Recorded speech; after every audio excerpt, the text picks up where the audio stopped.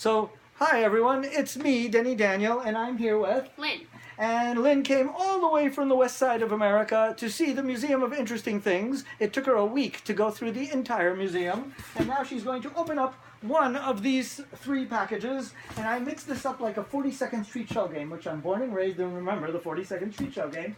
The only thing is, in a 42nd Street Shell game, you would have 3 shells and a quarter under one, and a guy would mix them up like this, and you had to guess which one had the quarter, and then you would win something. The only difference here is I don't have 3 shells, there isn't a quarter under any of these boxes, and you win nothing.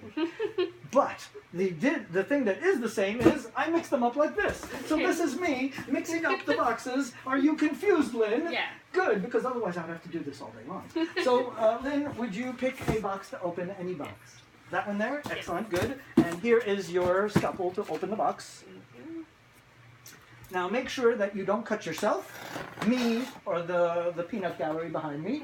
But if you do cut any of us, I do have this over 150-year-old medical device that would cut you 12 times.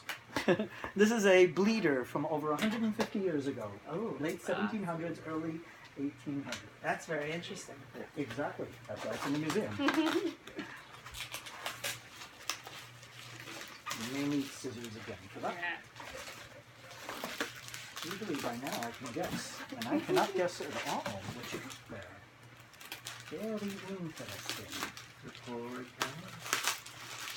That's what it looks like, doesn't it?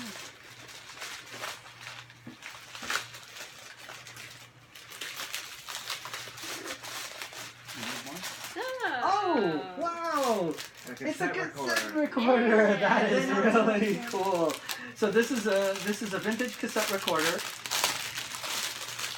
So obviously you'll be bootlegging with this, right? On your Bones and Ribs records, right? Your Bones and Ribs cassettes.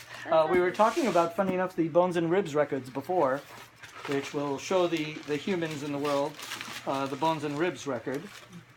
That's the way the Russians would bootleg. And this is the way the Americans would bootleg. That's kind of a cool item. I wonder if there's a connection with you and music, cassette recorders, tapes, or anything. I mean, we used to have cassettes.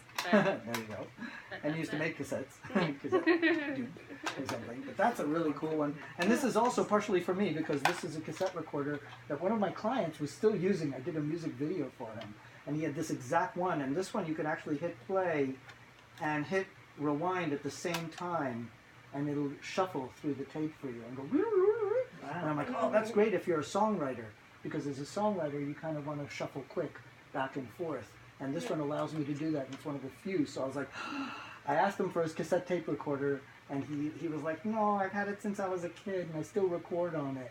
And it's funny how writers are so like personal with their tape decks. It's like, you know, the baseball bat for the for the guy. It's like, this is my lucky bat and my lucky shirt that I always win World Series and, you know, wearing this. So it's like, this will probably be my lucky tape deck soon. So that's a really cool item. Yeah. For me and for the museum and for you. Yeah. So that's a cool one. Yay! Let's say bye to the world. Bye, world.